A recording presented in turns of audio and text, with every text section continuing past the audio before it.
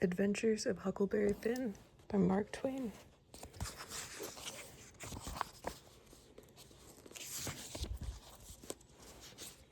Tom Sawyer's Comrade. Scene: the Mississippi Valley. Time: 40 to 50 years ago. Notice: persons attempting to find a motive in this narrative will be prosecuted. Persons attempting to find a moral in it will be banished. Persons attempting to find a plot in it will be shot, by order of the author, per G.G. Chief of Ordnance. Explanatory. In this book, a number of dialects are used, to wit, the Missouri Negro dialect, the extremist form of the backwoods southwestern dialect, the ordinary Pike County dialect, and the modified varieties of this last. The shadings have not been done in a haphazard fashion or by guesswork, but painstakingly and with the trustworthy guidance and support of personal familiarity with these several forms of speech. I make this explanation for the reason that without it, many readers would suppose that all these characters were trying to talk alike and not succeeding. The author.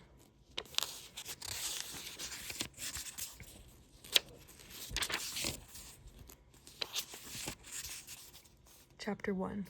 You don't know about me without you have read a book by the name of The Adventures of Tom Sawyer, but that ain't no matter. That book was made by Mr. Mark Twain, and he told the truth mainly. There was nothing which he stretched, but mainly he told the truth. That is nothing. I never seen anybody but lied one time or another. Without it was Aunt Polly or the widow, or maybe Mary. Aunt Polly, Tom's Aunt Polly, she is, and Mary and the widow Douglas is all told about in that book, which is mostly a true book, with some stretchers, as I said before. Now the way that the book winds up is this. Tom and me found the money that the robbers hid in the cave, and it made us rich. We got $6,000 apiece, all gold.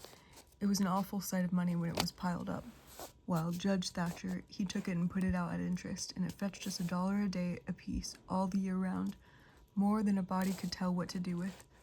The widow Douglas, she took me for her son, allowed she would civilize me, but it was rough living in the house all the time, considering how dismal, regular, and decent the widow was in all her ways.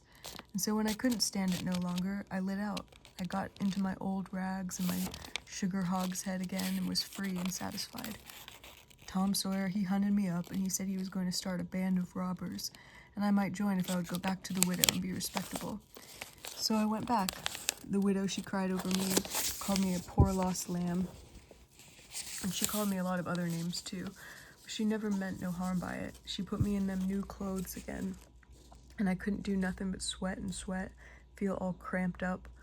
Well, then the old thing commenced again. The widow rung a bell for supper, and you had to come to time. When you got to the table, you couldn't go right to eating, but you had to wait for the widow to tuck down her head and grumble a little over the victuals, though there weren't really anything the matter with them. That is, nothing only ever was cooked by itself. In a barrel of odds and ends, it is different. Things get mixed up, and the juice kind of swaps around, and things get better. After supper, she got out her book and learned me about Moses and the bulrushes, and I was in a sweat to find out all about him, but by and by she let it out that Moses had been dead a considerable long time, so then I didn't care no more about him, because I don't take no stock in dead people. Pretty soon I wanted to smoke and asked the widow to let me, but she wouldn't. She said it was a mean practice and wasn't clean, and I must try to not do it anymore. That is just the way with some people. They get down on a thing when they don't know nothing about it. Here she was bothering about Moses, which was no kin to her, no use to anybody, being gone, you see, yet finding a power of fault with me for doing a thing that had some good in it. And she took snuff too, of course, that was all right, because she done it herself. Her sister, Miss Watson, a tolerable, slim old maid with goggles on, had just come to live with her and took a set at me now with a spelling book. She worked me middling hard for about an hour, and then the widow made her ease up. I couldn't stood it much longer. Then for an hour it was deadly dull, and I was fidgety. Miss Watson would say, "Don't put your feet up there, Huckleberry. Don't scrunch up like that, Huckleberry. Set up straight." And pretty soon she would say, "Don't gap and stretch like that, Huckleberry. Why don't you try to behave?" Then she told me all about the bad place, and I said I wished I was there. She got mad then, but I didn't mean no harm. All I wanted was to go somewhere. All I wanted was a change. I warn't particular. She said it was wicked to say what I said she wouldn't say it for the whole world. She was going to live so as to go to the good place. Well, I couldn't see no advantage in going where she was going, so I made up my mind I wouldn't try for it. But I never said so because it would only make trouble and wouldn't do no good. Now, she had got a start, and she went on and told me all about the good place. She said all a body would have to do there was to go around all day long with a harp and sing forever and ever, so I didn't think much of it, but I never said so. I asked her if she reckoned Tom Sawyer would go there, and she said not by a considerable sight. I was glad about that because I wanted him and me to be together. Miss Watson, she kept pecking at me, and it got tiresome and lonesome. By and by they fetched in and had prayers, and then everybody was off to bed. I went up to my room with a piece of candle and put it on the table. Then I sat down in a chair by the window, tried to think of something cheerful, but it wasn't no use. I felt so lonesome I most wished I was dead. The stars was shining, and the leaves rustled in the woods ever so mournful, and I heard an owl away off hoo-hooing about somebody that was dead, and a whippoorwill and a dog crying about somebody that was going to die. And the wind was trying to whisper something to me, and I couldn't make out what it was, and so it made the cold shivers run over me. Then, away out in the woods, I heard that kind of a sound that a ghost makes when it wants to tell about something that is on its mind and can't make itself understood, and so can't rest easy in its grave and has to go about that way every night grieving. I got so downhearted and scared, I did wish I had some company. Pretty soon a spider went crawling up my shoulder, and I flipped it off and it lit in the candle, and before I could budge it was all shriveled up. I didn't need anybody to tell me that was an awful bad sign and would fetch me some bad luck, so I was scared and most shook the clothes off of me. I got up and turned around in my tracks 3 times and crossed my breast every time, and then I tied up a little lock of my hair with thread to keep wishes away. But I hadn't no confidence. You do that when you've lost a horseshoe that you found instead of nailing it up over the door. But I had never heard anybody say it was any way to keep off bad luck when you'd killed a spider. I sat down again, shaking all over, and got out my pipe for a smoke, for the house was all as still as death now, and so the widow wouldn't know. Well, after a long time I heard the clock away off in the town go boom, boom, boom, 12 licks, and all still again, stiller than ever. Pretty soon I heard a twig snap down in the dark amongst the trees. Something was a-stirring. I sat still and listened. Directly I could just barely hear a meow, meow down there. That was good. Says I, meow, meow, as soft as I could, and then I put out the light and scrambled out of the window onto the shed. Then I slipped down to the ground and crawled in amongst the trees. Sure enough, there was Tom Sawyer waiting for me. Chapter 2. We went tiptoeing along a path amongst the trees back towards the end of the widow's garden, stooping down so as the branches wouldn't scrape our heads. When we passing by the kitchen, I fell over a root and made a noise. We crouched down and laid still. Miss Watson's slave named Jim was sitting in the kitchen door. We could see him pretty clear because there was a light behind him. He got up and stretched his neck out about a minute, listening. Then he says, "Huda." He listened some more, then he came tiptoeing down and stood right between us. We could have touched him, nearly. Well, likely it was minutes and minutes that there weren't a sound. We all there so close together. There was a place on my ankle that got to itching, but I dasn't scratch it, and then my ear begun to itch, and next my back, right between my shoulders. Seemed like I'd die if I couldn't scratch. Well, I've noticed that thing plenty of times since. If you are with the quality or at a funeral or trying to go to sleep when you ain't sleepy, if you're anywheres where it won't do for you to scratch, then you will itch all over in upwards of 1,000 places. Pretty soon Jim says, "Say, who is you? Who is you? Dog my cats if I don't hear something. Well, I knows what I'm going to do. I'm going to set down here and listen till I hears it again." So he sat down on the ground betwixt me and Tom. He leaned his back up against a tree, stretched his legs out till one of them most touched one of mine. My nose begun to itch. It itched till the tears come into my eyes, but I dasn't scratch.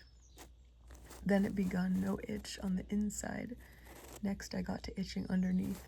I didn't know how I was going to sit still. This miserableness went on as much as 6 or 7 minutes, but it seemed a sight longer than that. I was itching in 11 different places now. I reckoned I couldn't stand it more than a minute longer, but I set my teeth hard and got ready to try. Just then, Jim begun to breathe heavy. Next he begun to snore, and then I was pretty soon comfortable again. Tom, he made a sign to me, kind of a little noise with his mouth, and we went creeping away on our hands and knees. When we was 10 foot off, Tom whispered to me and wanted to tie Jim to the tree for fun, but I said no, he might wake and make a disturbance, and then they'd find out I weren't in. Then Tom said he hadn't got candles enough, and he would slip in the kitchen and get some more. I didn't want him to try. I said Jim might wake up and come, but Tom wanted to risk it, so we slid in there and got 3 candles. Tom laid 5 cents on the table for pay. Then we got out, and I was in a sweat to get away, but nothing would do Tom, but he must crawl to where Jim was, on his hands and knees, and play something on him. I waited, and it seemed a good while. Everything was still and lonesome. As soon as Tom was back, we cut along the path around the garden fence, and by fetched up on the steep top of the hill, the other side of the house. Tom said he slipped Jim's hat off of his head and hung it on a limb right over him, and Jim stirred a little, but he didn't wake.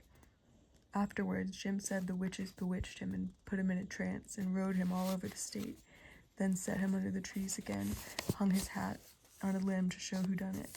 And next time Jim told it, he said they rode him down to New Orleans, and after that, every time he told it, spread it more and more, till by and by he said they rode him all over the world and tired him most to death, and his back was all over saddle boils. Jim was monstrous proud about it, and he got so he wouldn't hardly notice the other slaves. Slaves would come miles to hear Jim tell about it, and he was more looked up to than any other in that country. Strange slaves would stand with their mouths open and look him all over, same as if he was a wonder. They is always talking about witches in the dark by the kitchen fire, but when everyone was talking and letting on to know all about such things, Jim would happen and say, what you know about witches? And they was corked up and had to take a back seat.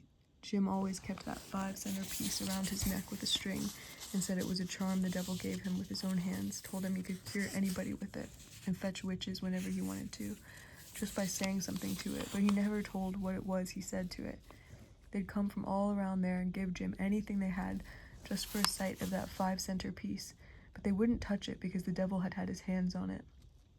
Jim was most ruined for a servant, because he got so stuck up on account of having seen the devil and been rode by witches. Well, when Tom and me got to the edge of the hilltop, we looked away down into the village and could see 3 or 4 lights twinkling, where there was sick folks, maybe, and the stars over us was sparkling ever so fine, and down by the village was the river, a whole mile broad and awful still and grand. We went down the hill and found Joe Harper and Ben Rogers and 2 or 3 more of the boys hid in the old tan yard. So we unhitched a skiff and pulled down the river 2.5 miles to the big scar on the hillside and went ashore. We went to a clump of bushes, and Tom made everybody swear to keep the secret, and then showed them a hole in the hill, right in the thickest part of the bushes. Then we lit in the candles and crawled in on our hands and knees. We went about 200 yards, and then the cave opened up. Tom poked about amongst the passages, and pretty soon ducked under a wall where you wouldn't have noticed that there was a hole. We went along a narrow place and got into a kind of room, all damp and sweaty and cold, and there we stopped. Tom says, now we'll start this band of robbers and call it Tom Sawyer's Gang. Everybody that wants to join has got to take an oath and write his name in blood. Everybody was willing. So Tom got out a sheet of paper that he had wrote the oath on and read it. It swore every boy to stick to the band and never tell any of the secrets, and if anybody done anything to any boy in the band, whichever boy was ordered to kill that person and his family must do it. He mustn't eat and he mustn't sleep till he had killed them and hacked a cross in their breasts, which was the sign of that band. Nobody that didn't belong to the band could use the mark, and if he did, he must be sued, and if he done it again, he must be killed. And if anybody that belonged to the band told the secrets, he must have his throat cut, and then have his carcass burnt and the ashes scattered all around, his name blotted off the list with blood and never mentioned again by the gang, but have a curse put on it and be forgot forever. Everybody said it was a beautiful oath and asked Tom if he got it out of his own head. He said some of it, but the rest was out of pirate books and robber books, and every gang that was high-toned had it. Some thought it would be good to kill the families of boys that told the secrets. Tom said it was a good idea, so he took a pencil and wrote it in. Then Ben Rogers says, here's Huck Finn, he ain't got no family, what you gonna do about him? Well, hadn't he got a father? Says Tom Sawyer. Yes, he's got a father, but you can't never find him these days. He used to lay drunk with the hogs in the tan yard, but he ain't been seen in these parts for a year or more. They talked it over and they were going to rule me out because they said every boy must have a family or somebody to kill, or else it wouldn't be fair and square for the others. Well, nobody could think of anything to do. Everybody was stumped and sat still. I was most ready to cry, but all at once I thought of a way, so I offered them Miss Watson. They could kill her. Everybody said, "Oh, she'll do, that's all right, Huck can come in." Then they all stuck a pin in their fingers to get blood to sign with, and I made my mark on the paper. "Now," says Ben Rogers, "what's the line of business of this gang?" "Nothing, only robbery and murder," Tom said. "But who are we going to rob? Houses or cattle or stuff? Stealing cattle and such things ain't robbery. It's burglary," says Tom Sawyer. "We ain't burglars. That ain't no sort of style. We are highwaymen. We stop stages and carriages on the road with masks on and kill the people and take their watches and money." "Must we always kill the people?" "Oh, certainly. It's best. Some authorities think different, but mostly it's considered best to kill them, except some that you bring to the cave here and keep them till they're ransomed." "Ransomed? What's that?" "I don't know, but that's what they do. I've seen it in books, and so of course that's what we've got to do." "But how can we do it if we don't know what it is?" "Why, blame it all, we've got to do it. Don't I tell you it's in the books? Do you want to go to doing different from what's in the books and get things all muddled up?" "Oh, that's all very fine to say, Tom Sawyer, but how in the nation are these fellows going to be ransomed if we don't know how to do it to them? That's the thing I want to get at. Now, what do you reckon it is?" "Well, I don't know, but perhaps if we keep them till they're ransomed, it means that we keep them till they're dead." "Now that's something like. That'll answer. Why couldn't you say that before?" "We'll keep them till they're ransomed to death, and a bothersome lot they'll be, eating up everything and always trying to get loose." "How you talk, Ben Rogers. How can they get loose when there's a guard over them ready to shoot them down if they move a peg?" "A guard? Well, that is good.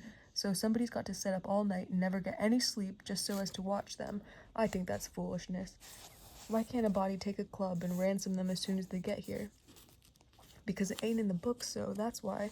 Now, Ben Rogers, do you want to do things regular or don't you? That's the idea. Don't you reckon that the people that made the books knows what's the correct thing to do? Do you reckon you can learn 'em anything?" "Not by a good deal. No, sir, we'll just go on and ransom them in the regular way." "All right, I don't mind, but I say it's a fool way anyhow. Say, do we kill the women too?" "Well, Ben Rogers, if I was as ignorant as you, I wouldn't let on. Kill the women? No, nobody ever saw anything in the books like that. You fetch them to the cave, and you're always as polite as pie to them, and by they fall in love with you and never want to go home anymore." "Well, if that's the way, I'm agreed, but I don't take no stock in it. Mighty soon we'll have the cave so cluttered up with women and fellows waiting to be ransomed that there won't be no place for the robbers.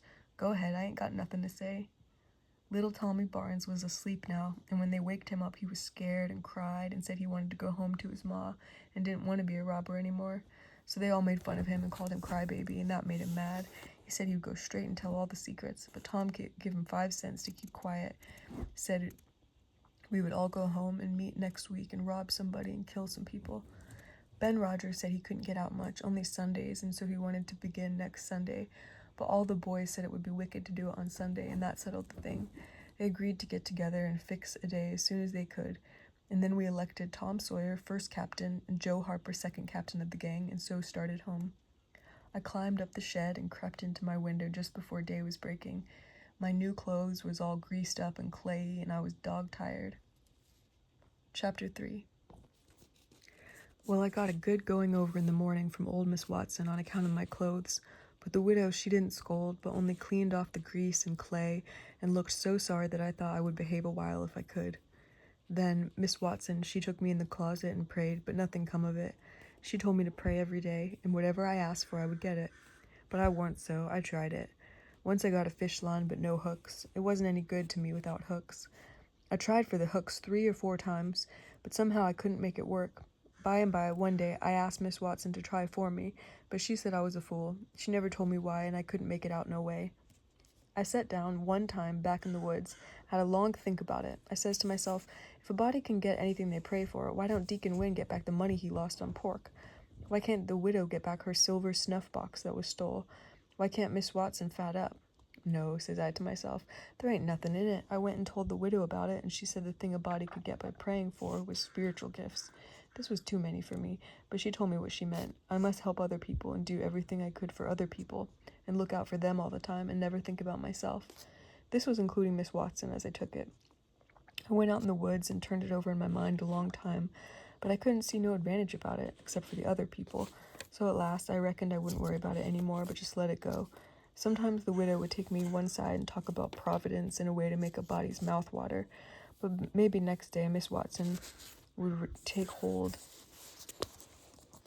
and knock it all down again.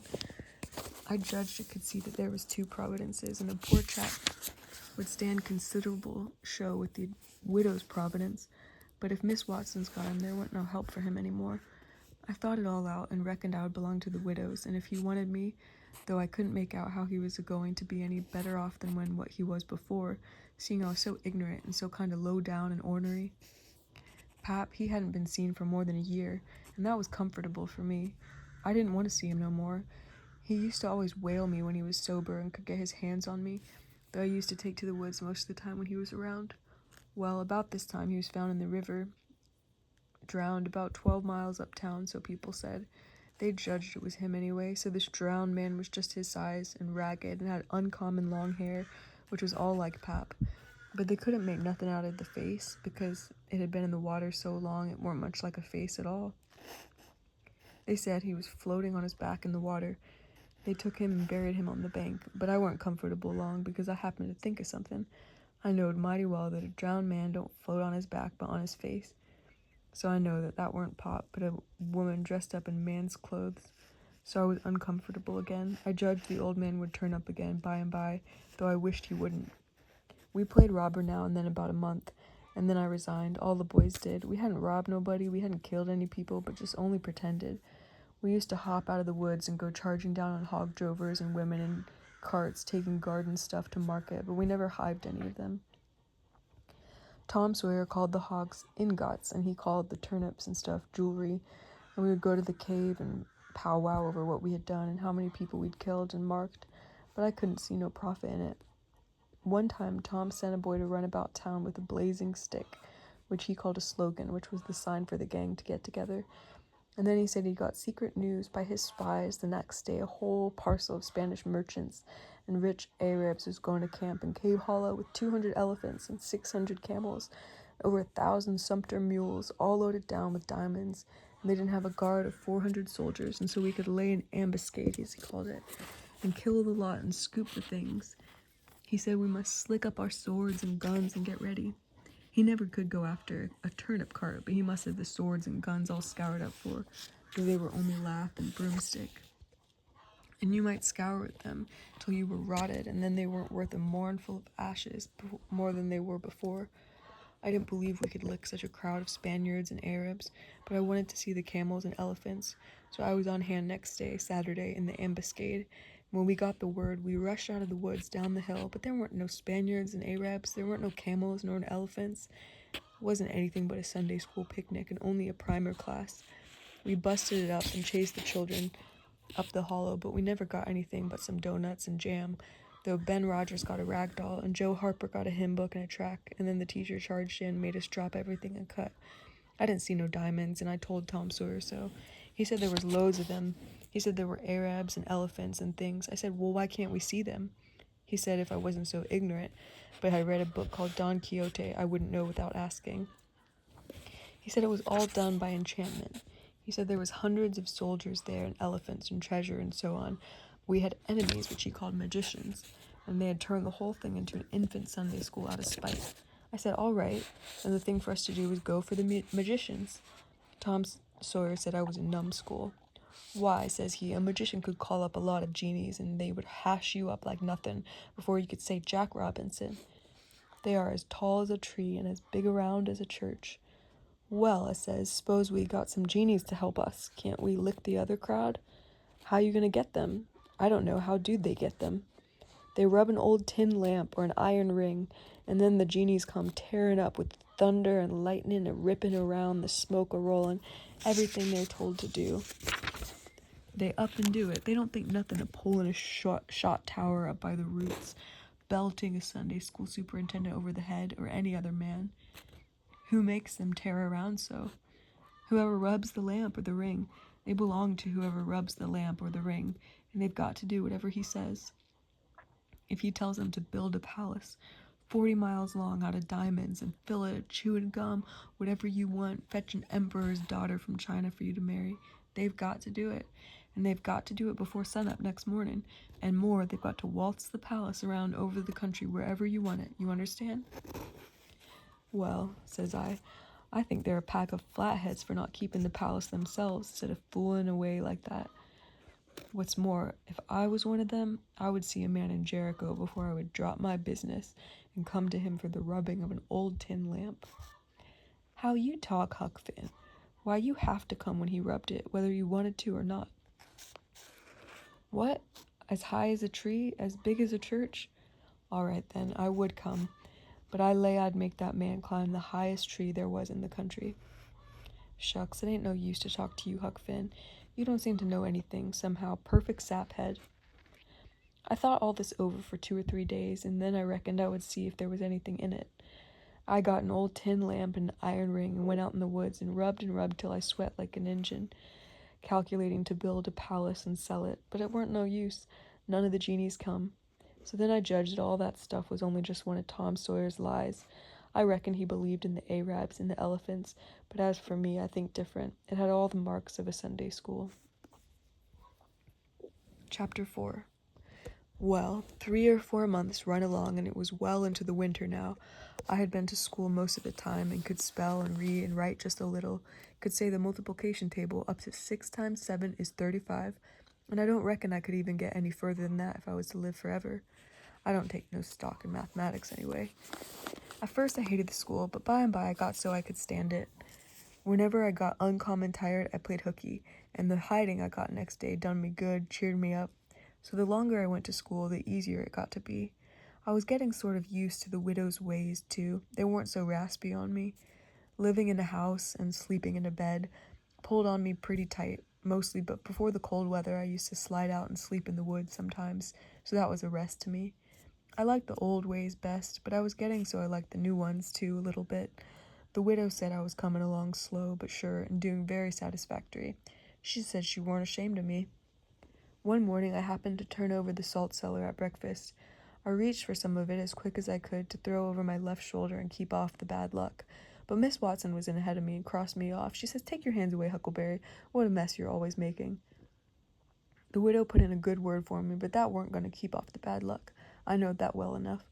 I started out after breakfast feeling worried and shaky and wondering where it was going to fall on me, what it was going to be.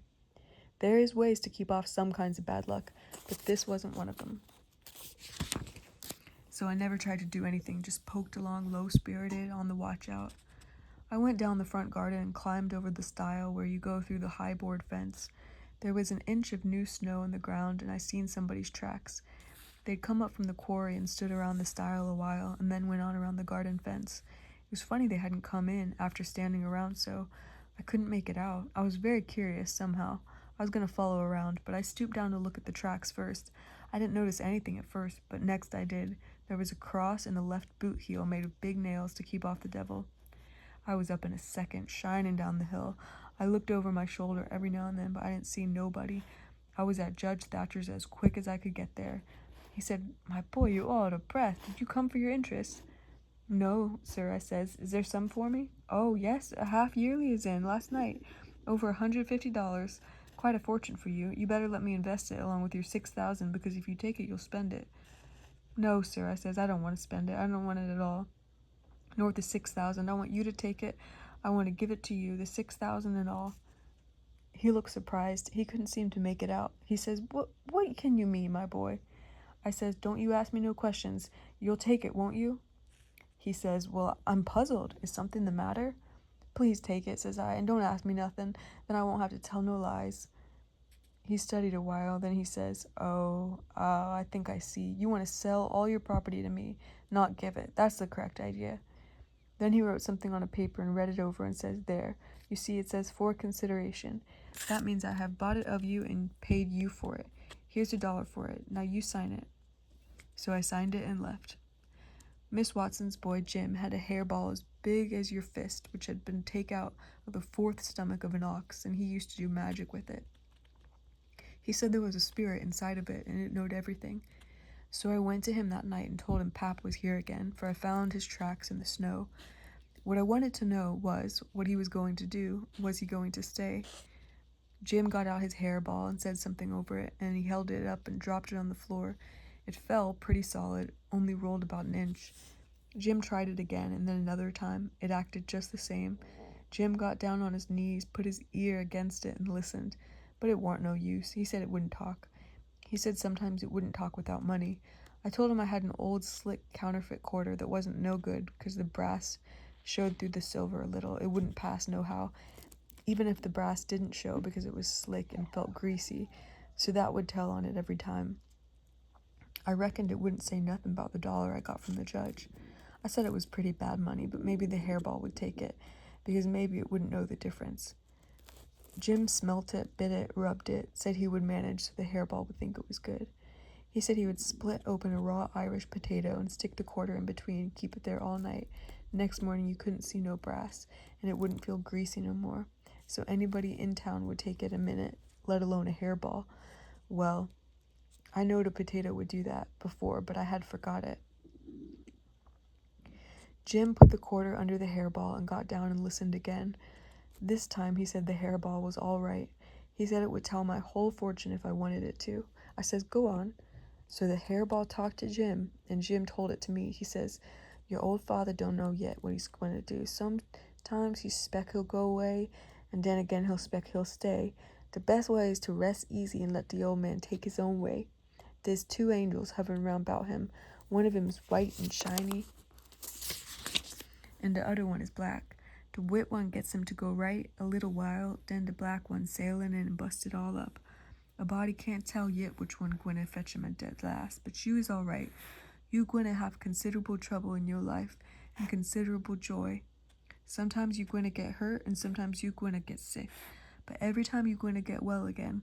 There's 2 gals flying bouch in your life. One of 'em's light and the other's dark. One is rich and the other's po'. You's going to marry the poor one, fust and the rich one, and bye. You wants to keep away from the water as much as you can, and don't run the risk, case it's down in the bills that you're going to get hung. When I lit my candle, I went up to my room that night, and there sat Pop, his own self. Chapter 5. I had shut the door, too. Then I turned around, and there he was. I used to be scared of him all the time. He tanned me so much. I reckon I was scared now, too, but in a minute I see I was mistaken. That is, after the first jolt, as you may say, when my breath sort of hitched, he being so unexpected, but right away after, I see I weren't scared of him worth bothering about. He was most 50, and he looked it. His hair was long and tangled and greasy and hung down. You could see his eyes shining through like he was behind vines. It was all black, no gray. So was his long, mixed-up whiskers. There weren't no color in his face. Where his face showed, it was white. Not like another man's white, but a white to make a body sick. A white to make a body's flesh crawl, a tree-toed white, a fish belly white. As for his clothes, just rags, that was all. He had one ankle resting on the other knee. The boot on that foot was busted. 2 of his toes stuck through. He worked them now and then. His hat was laying on the floor, an old black slouch with the top caved in, like a lid. I stood looking at him. He sat there looking at me with his chair tilted back a little. I set the candle down. I noticed the window was up, so he had clumb in by the shed. He kept looking me over. By and by he says, starchy clothes, very. You think you're a good deal of a big bug, don't you? Maybe I am, maybe I ain't, I says. Don't give me none of your lip, says he. You've put on considerable many frills since I've been away. I'll take you down a peg before I get done with you. You're educated, too, they say, can read and write. You think you're better than your father now. Don't you? Because he can't? I'll take it out of you. Who told you you might meddle with such foolishness, eh? Who told you could? The widow. She told me. The widow, eh? And who told the widow she could put it in her shovel about a thing that ain't none of her business? Nobody never told her. Well, I'll learn her how to meddle. Looky here, you drop that school, you hear? I'll learn people to bring up a boy to put on airs over his father, let on to be better than what he is. You let me catch you fooling around that school again, you hear? Your mother couldn't read. She couldn't write, number before she died. None of the family couldn't before they died. I can't, and here you are swelling yourself up like this. I ain't the man to stand it. You hear? Say, let me hear you read. I took up a book and begun something about General Washington and the wars. When I'd read about half a minute, he fetched the book a whack with his hand and knocked it across the house. He says, "It's so. You can do it. I had my doubts. Now, looky here, you stop that putting on frills. I won't have it. I'll lay for you, my smarty. If I catch you about that school, I'll tan you. First, you know, you'll get religion, too. I never see such a son." He took up a little blue and yaller picture of some cows and a boy and says, "What's this? Something they gave me for my learning, my lessons good?" He tore it up and says, "I'll give you something better. I'll give you a cowhide." He sat there mumbling and growling. Then he says, "Ain't you a sweet-scented dandy? A bed, bedclothes, a looking-glass, a piece of carpet on the floor, and your own father get to sleep with the hogs in the tan yard. Never see such a son. I bet I'll take some of these frills out of you before I'm done with you. Why, there ain't no end to your aims. They say you're rich, eh? How's that?" "They lie, that's how." "Looky here, mind how you talk to me. I standing about all I can stand. Don't give me no sass. I've been in town 2 days. I ain't heard nothing about you being rich. I heard about it down the river. That's why I come. You get me that money. I want it."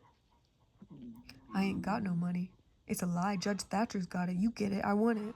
"I ain't got no money." "You ask Judge Thatcher. He'll tell you the same." "All right, I'll ask him. I'll make him pungle too, or I'll know the reason why. Say, how much you got in your pocket? I want it." "I ain't got only $1, and I want that too." "It don't make no difference what you want it for. You just shell it out." He took it and bit it to see if it was good, and then he said he was going downtown to get some whiskey. Said he hadn't had a drink all day. When he got out of the shed, he put his head in again. He cussed me for putting on frills, trying to be better than him. When I reckoned he was gone, he come back and put his head in again, told me to mind about that school, because he was going to lay for me and lick me if I didn't drop that. Next day, he was drunk. He went to Judge Thatcher's and bully-ragged him, tried to make him give up the money, but he couldn't. Then he swore he'd make the law force him.